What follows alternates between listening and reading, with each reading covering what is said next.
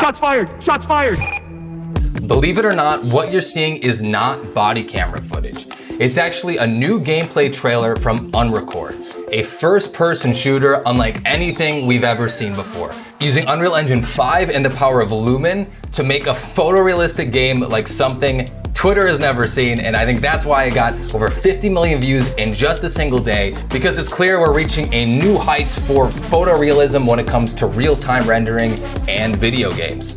What's up? My name is Josh Tunin, and for the last 8 years I've been working as an artist and supervisor on Hollywood films on movies like Star Wars, Dungeons and Dragons, and Across the Spider-Verse. And I've been using Unreal Engine 5 on set and to make films of my own. And today I want to break down exactly why this looks so real and what you can take from this video to make your games and your films out of Unreal look this good. So let's jump right in.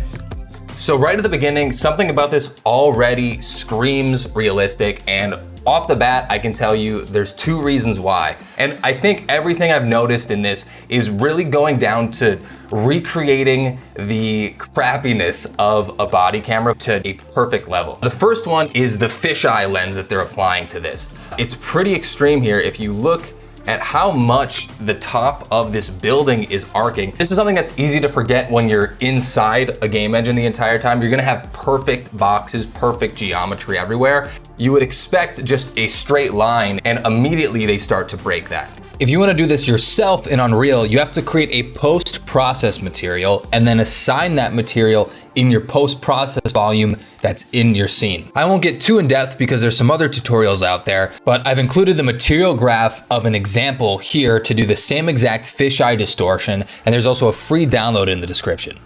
And another thing to notice is auto exposure and the dynamic range of the camera. So what do I mean by that? Exposure is just how much light you're letting into the camera's sensor. And you're adjusting how much light you're letting in so that you can either see the shadows or the highlights. So when you're outdoors, you're gonna expose for a much brighter light, like the sun, but as soon as he walks in here, all of that light is gonna go away inside the building. And then the camera would have to compensate to expose for the shadows so we can see everything. This happens with our own eyes all the time. The human eye actually has about 18 to 20 stops of dynamic range. And that just means that we have 18 different thresholds, different levels that our eye can adjust to compensate for the brightest brights of something like the sun and the darkest shadows, like a room with no light inside of it. But the crappier the camera, the lower that dynamic range is going to be. What that means is that at a certain point, the sun is gonna have to clip and there's gonna be no more information because we have this limited dynamic range. We can't see the brightest brights, and we also can't see the darkest shadows. You'll see that the sky and the sunlight is pure white. It's completely clipped, and the shadows are actually completely black. It's a subtle thing, but we'll see throughout the course of this video how the auto exposure of the camera slightly shifts in different ways, but because we're in this really thin threshold and this thin band of dynamic range, that has to fluctuate really dramatically, and it's something that you'll see in body camera footage happening subconsciously, and they're just mimicking it perfectly here, which is why it just looks so real and believable. We're also on a cloudy day. I can tell that because there's no hard shadows on the ground or anything like that, and an overcast day is typically going to be darker than a really sunny day, obviously.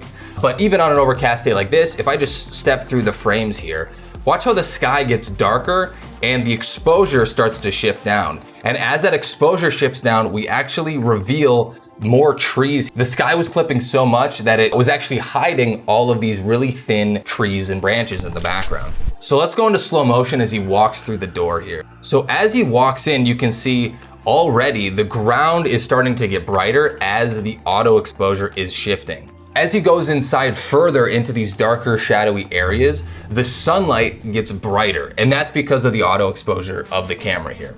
So another thing that makes this feel extremely believable is the camera movement. One thing in particular that's interesting here that I don't see in games like Call of Duty or Titanfall is the amount of rotation of the camera. It's actually rolling left and right, which is a thing that kind of just takes you off kilter, doesn't let you really focus in if you're trying to aim and get really precise in something competitive like those games. But when this is more about the experience and recreating a real life situation with body camera footage. So now I'm sure you're wondering, how can I create this handheld camera animation at home? Well, there's actually a really simple answer. Unreal created an iPhone app called Unreal Remote, where you can use your iPhone to create tracking data. It really adds to that and adds a randomness that you don't typically see in a video game. The hands are not centered in the middle of the frame, which again, just adds to the randomness, but also the realism. Shots fired! Shots fired!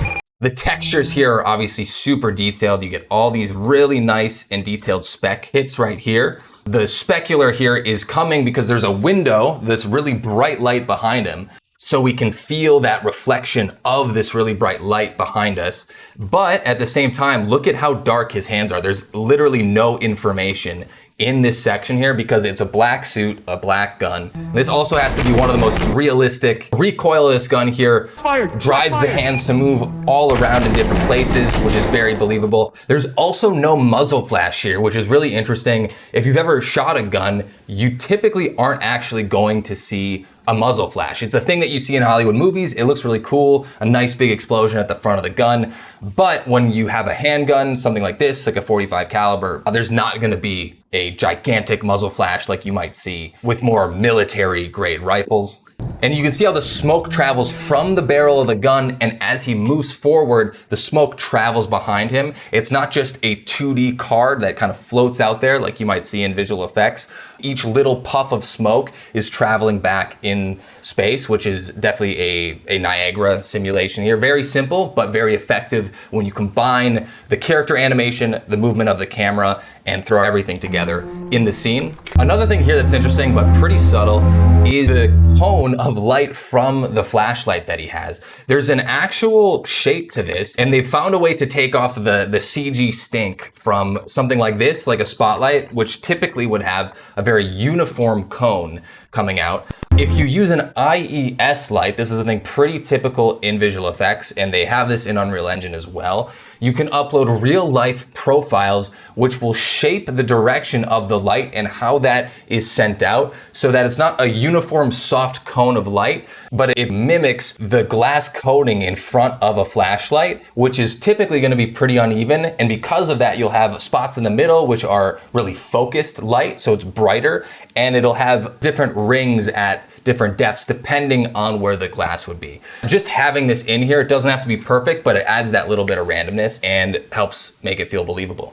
So in extreme shadowy areas like this, where there's absolutely zero information on the entire right half of the screen here, now you'll see that this flashlight, which felt pretty dim, now this spotlight is actually overexposing and blowing out the camera here, just like the sky was earlier, which again, just gives us a clue to how dark this is, makes it feel very, very believable, so that what's clipping here is also clipping just like the sky. But again, because we have such a limited dynamic range in this camera, as we walk into the next room, you'll see that this flashlight should get darker, and it will, because they're doing their job on this one.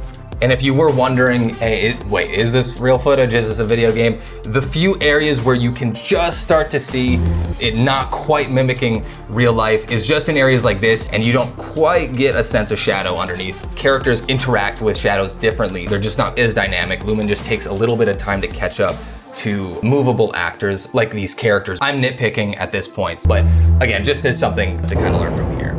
But something, again, that just really makes us feel believable is the reflection here and the fact that this reflection is clipping as well. Something about Unreal is that the scene exists in high dynamic range. So basically all the light is being calculated in full dynamic range. So all the information is there, and then basically we're compressing it in our post-processing to make it appear like this body camera footage. And now if we want to look at the materials and the geometry, a lot of these surfaces are very rough, meaning that they have no reflection. So when you're looking at something like a brick or a wall or something that's very dusty, which is a lot of this room, even walls will typically have some amount of specular. But when they're just coated with dust, like an abandoned building would be for, let's say 5 to 10 years plus. There's gonna be so much dust matting down the walls. We get some areas where we have these reflections close to very, very bright light sources, where we do see a hit of reflection. There's puddles on the ground, but right next to that, we can see this is very, very reflective, and then the rest is completely matte. Reflections are something that are pretty tricky to get right in real time. Lumen does a good job, but matte surfaces, rough surfaces generally look better. I think it's safe to assume that almost all of the ground rubble is photogrammetry, not Quixel in this case, although I'm sure they're using some assets here and there. But I would definitely say, just based on the amount of resolution that we're getting out of a lot of the ground detail, that they're definitely still using photogrammetry, just like Quixel is with their assets. And that is Unrecord. So hopefully that helps you have a better understanding of how cameras work, how we can recreate those cameras in a digital world inside of Unreal Engine. So like the video if you learned something, go wishlist the game on Steam. And if you want to learn more about Unreal Engine, VFX, and filmmaking, hit subscribe on my channel and I'll make more breakdowns just like this in the future. Thanks for watching and I'll see you next time. Peace.